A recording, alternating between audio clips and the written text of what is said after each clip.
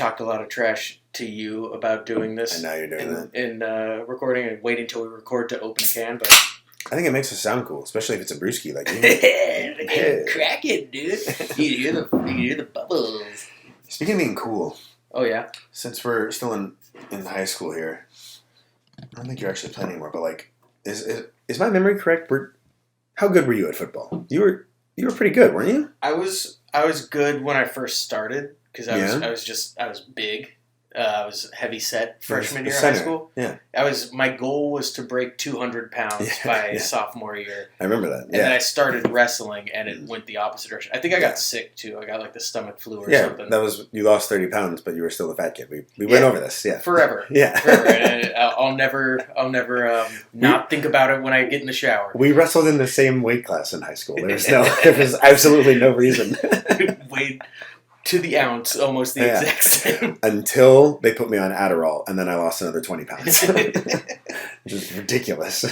But I dropped 2 weight classes. But I was pretty good, and then I lost a bunch of weight, and I couldn't do my position anymore. So they were like, you could try running back or fullback or something. And like they gave me the ball one time, and I tripped like over people trying to cut through a gap.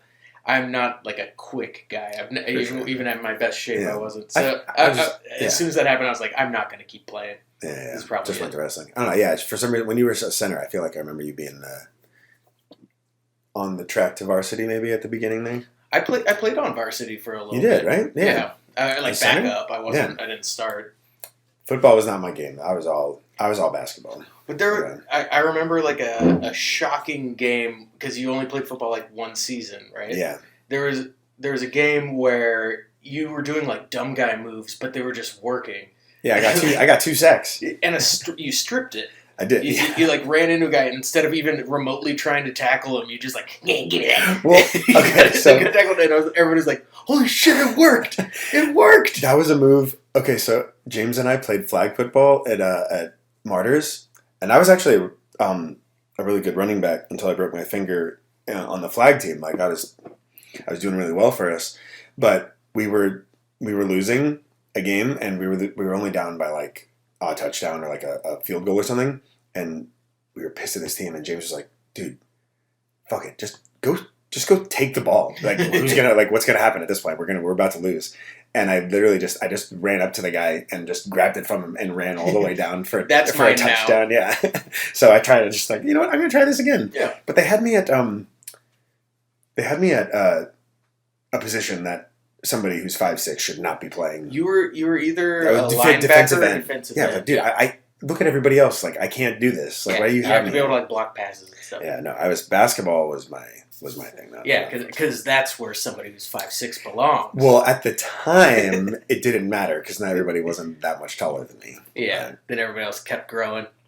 Oh, hey. That's exactly what happened. This is Remember the Times podcast. I'm Mitch. Hello, everyone. Sitting here with AJ. We're remembering times when we were athletes. Yeah, we just got into Mitch's heyday.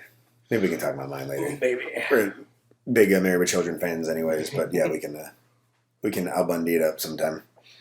But anyways, all right, so we are on episode 19 now. We are still in our senior year of high school. We are starting off in November 2004 here. We just had a crazy month Coming off a big month. 8 gigs, potential molestation, potential managers. Flip a coin which one we would have ended up getting. We won the hometown fair finally, which is actually the money we won is going to come up in this episode. But we started it off. We played at the, our first headliner was at the Redondo Beach Teen Center a year prior. We were back there, sadly, for a much worse reason, but a fellow classmate of ours, Mike Hammond, passed away, and everybody decided to have a tribute show for him. Mm-hmm.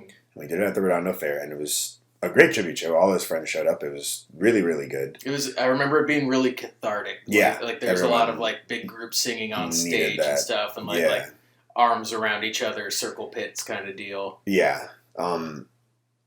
It actually got really out of hand though. I don't know if you're gonna remember this at all. But to back up, I think in episode 1, Chris and I's old babysitter, Sean Leffler, who became a UFC fighter, and owns gyms now in San Diego, training gyms, in case anybody's trying to do that. He reemerges here in his new band, Fail for Fun. And they were like, at first he was in a punk band way back in the day called Code 7, but this band was like, they were like a metal band, basically. Mm-hmm. And they're everything we wanted to be. Yeah. And they I don't know if you remember, they came to our school one day, they had just got signed to a rap label. Yeah. And they were just like passing out demos and everything. And we all of a sudden we just like reconnected with Sean and we were hanging out and playing shows with him. And they actually headlined this show. Mm-hmm. But, so after this whole great experience, as you said, cathartic show for everyone, all of Mike's friends, I don't remember exactly what it was, but somebody came, I think it was from their label or something. I was inside packing up, but all of a sudden I just hear a bunch of people screaming. Somebody pulled a gun. You remember this? Yes. And am I remembering this right? Sean took it away from him or talked him down or something. I think so. It was somebody. Sean's a big guy. Yeah, he's so if anybody was going to get it, yeah. Now he was in the UFC and shit. Like he's a terrifying guy if you're on his bedside. But I think it was somebody he knew or was friendly enough with that he was able to approach him and talk him down. It might have been that, but okay. But not only, but Sean saved the fucking night, but everybody started chanting "Fail for Fun" afterwards. So that to me sounds more like he disarmed him, but maybe I don't know. But whatever it was, yeah, Sean saved all of our asses. Yeah, there's almost a mass shooting event back before they were cool. They're happening every day. Before they were the hip thing. Yeah. Yeah. So that was an interesting month show there. That was November. Yeah. Weird show. Yeah, I think, was this the show where our buddy tried to stage dive and our even bigger buddy just caught him? Yes. One of the best memories that always gets brought up is one of our good friends who is a listener, so I'm just going to say it, Fran De Leon. Hi, Fran. Was stage diving, and another one of our friends who, I don't know if he listens, and I'm just not going to say his name, but he was a gigantic water polo player, just caught him in the air. He was absolutely nothing. It's Fran was going for a full stage dive to a crowd surf or something, and just one man is just I got you, buddy. And sets him down on the ground like he's nothing. I forgot about that. He weighed 5 pounds. It was incredible.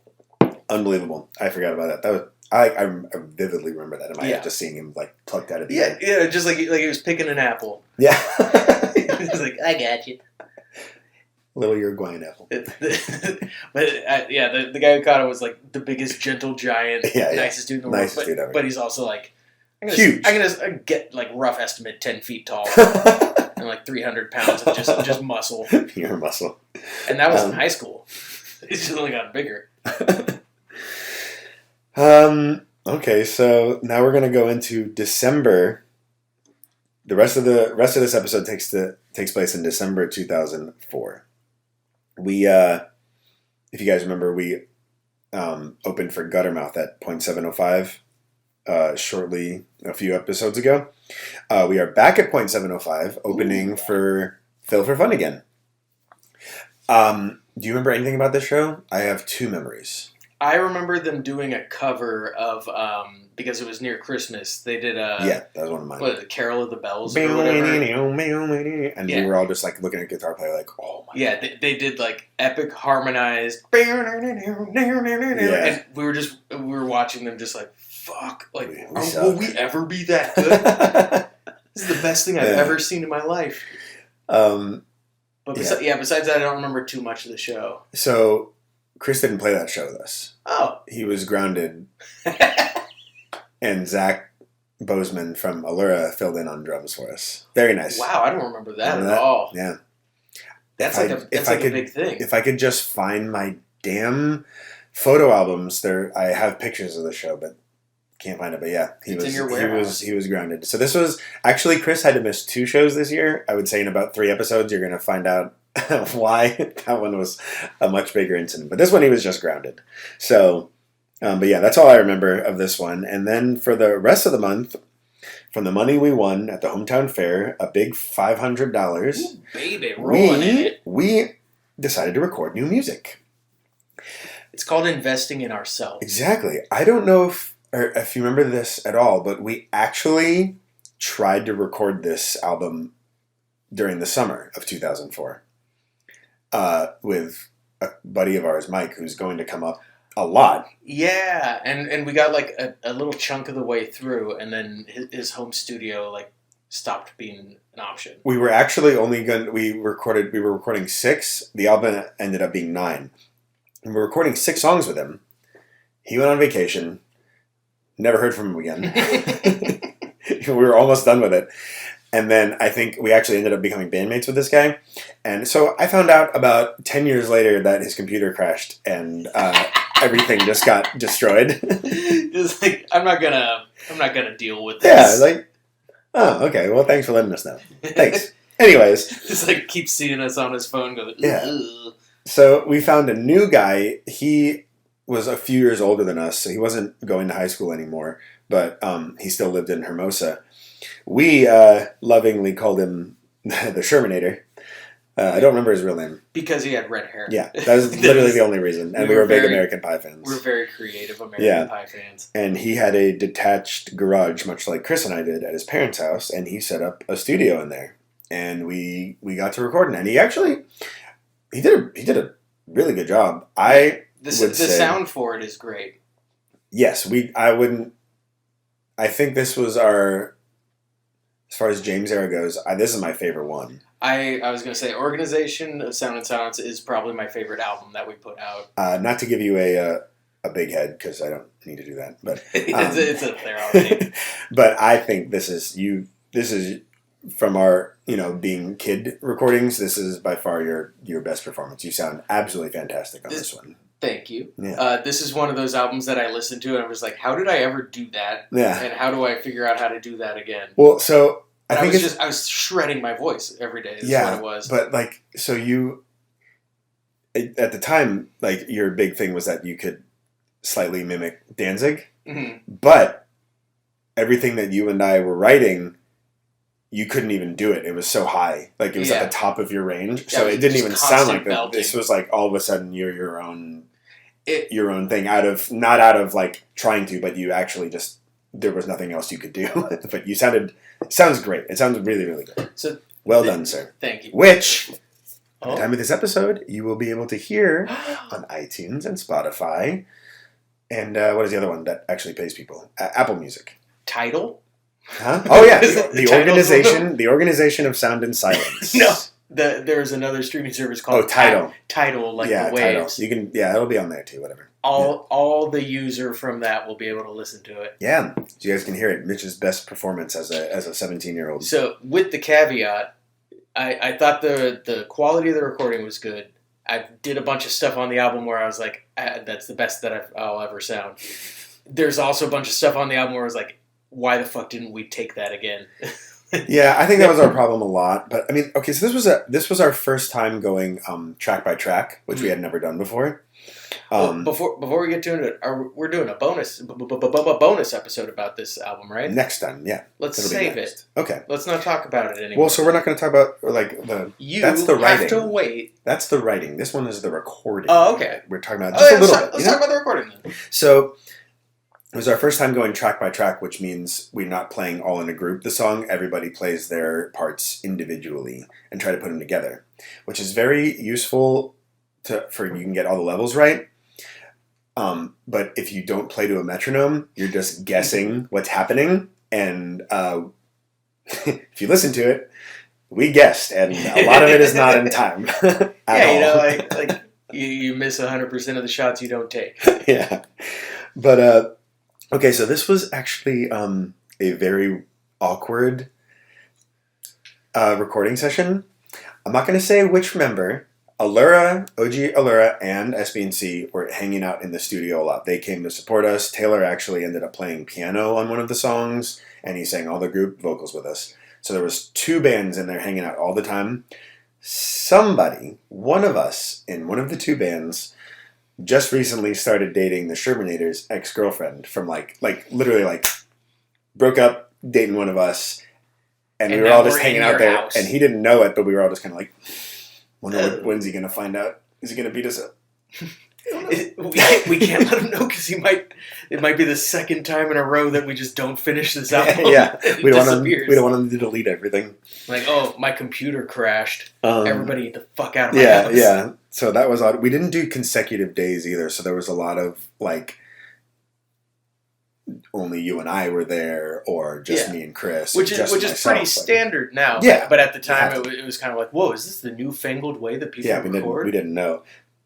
But so a couple of times I was there by myself finishing the guitar, and I'm going to dispel a big rumor from the band that everyone thought happened. I actually just cleared the air with James because he actually gave me some good insight into all these episodes. It only took you like decades. Actually, it's in his favor. I just didn't feel like telling him. But he was under the impression that I went in and re-recorded all of his guitar parts for this album.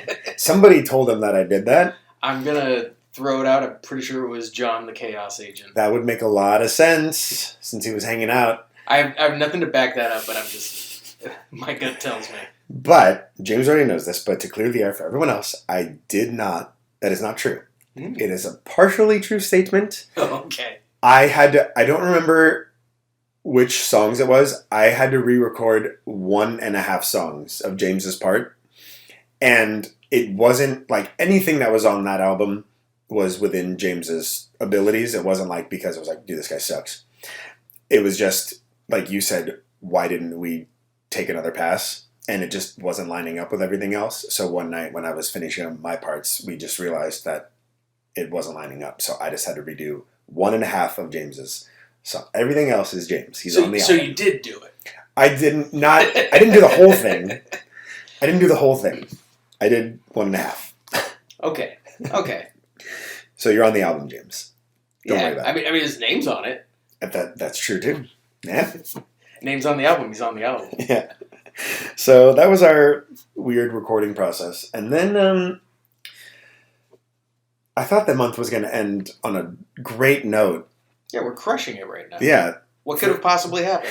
And it went great for everybody but me, the end here. We were ending it off so great. If you guys have been listening to us to the beginning, we are all giant Misfits fans. Still are to this day. Yeah, there you go. I gotta get me one of those. It's a fantastic one. Yeah, for those of you not watching on YouTube, I slapped my bicep, which contains Crimson Very Ghost. small bicep. Okay. All right. You can't lift 285 anymore, dude. Yeah. I mean, as we discussed last episode, I can lift 400 pounds. Not consecutively. But over the course of a day or two. 5-pound weights. Yeah. I think I can do it. Anyway, so we love the Misfits, and Danzig, this original singer of the Misfits, was headlining the Wiltern in Los Angeles, with As I Lay Dying and Bleeding Through opening up for them, I think. Yeah, which was amazing. That one Lake of Fire or something, who did an amps like feedback solo, which was the weirdest thing I've ever seen. Yeah, I didn't want to steal it from you, but this is my favorite thing from the show. The first band, the opening band. At one point, their guitar player, I can only describe him as like a dungeon master. Like he looked like he DMs D&D games in my head. His downtime. He had like really long hair. It was almost like Zach Galifianakis with long hair. I think in my head. but like Zach Galifianakis in his thicker days. Yeah. He was like a big guy, long hair, kind of thinning on the top, and some facial hair, and he's like strummed his guitar, got it feeding back like against his amp, waving it, and then he completely released the guitar and starts just dialing knobs on his amp, and he was just vibing out, dialing the knobs, and that was his solo for that song. And it wasn't just us. People in the crowd were like, "The fuck is that guy doing?" Everybody's like slapping each other, like, "Look at that! He's playing an amp solo." Bad. That's how it started. It got worse, only for me. Kinda. Anyways, so this was a very legendary show because, for anybody who's not a Misfits fan, they broke up Legendary in 1983, refused to play with each other. And here in 2004, for the very first time since 83, Danzig and the guitar player, Doyle, were going to play Misfits songs on stage for the very first time. We were going to see it. We were witnessing history. So stoked. Why would you ever want to miss that? We bought tickets. We didn't miss it. Anyways, so we're the Misfits section starts, going around the pit. A lot of our girlfriends were there. My girlfriend was there. And the circle pit starts, and my girlfriend goes, I'm a little nervous. Can you stay with me? Like, I don't want to get hurt or anything. And, I was like, Cindy, I came here to go in the pit. They're playing Misfits songs. Yeah. You didn't have to come. I'm here for this. I'm going in the circle pit, which I don't do anymore because I don't want to get hurt. But yeah, no. At the time, I was doing it. Anyways, so I was like, nah, I'm going around. I go around like 2 laps. I'm coming back around, and all of a sudden, I see this giant crowd, like everyone's crouched down around somebody. Oh, boy. And the wheel turn has tiers, like a balcony and stuff. Somebody jumped off the balcony and landed on my girlfriend and knocked her out. They're like, oh, this will be really sick. I'll jump down and everybody will catch me. I'm like, nope. I landed on a high school girl's head. And I missed the entire set. We had to leave. I was in the emergency room till like 4 a.m. Missed the whole thing. Wow. Yeah, it was a good story. I had a really good time at this. I remember I had this Misfit shirt, like the standard one with the big Crimson Ghost on it, and it had been slowly deteriorating over the years. I'd already cut the sleeves off of it, and the belly was like right in his mouth was starting to rip a hole, so like my belly button would show, but it also looked like he was talking. And I was like, guys, I think this is gonna be the shirt's last show. Give it a good send off. And I was like in the pit. And at one point, somebody's hand hooked into the mouth of it, and it ripped like a good amount, where like my entire midsection was showing. So you had a belly shirt. And, yeah, a little crop top. And so I just went. I said, "Fuck it," and I ripped it like Hulk Hogan to finish it, and then I threw it onto the stage at Danzig's feet as a sacrifice. Yes, of course. That's my biggest memory of it. He still hasn't called me. I remember fuck all because I wasn't there during the most legendary Misfit show. You probably remember more than your girlfriend who got concussed. Suffered short-term memory loss. Question is, was I more upset about her being concussed or missing the Misfits set? That's not a question. You missed the Misfits set. You were upset about it. Self-attainable person is what you're saying? I didn't say it. Yeah. Anyways, that was the... That was the end of our December. Yeah. Yeah. So ended on a real high note. Real high note, yeah. They say chivalry's dead, but really it's just knocked out.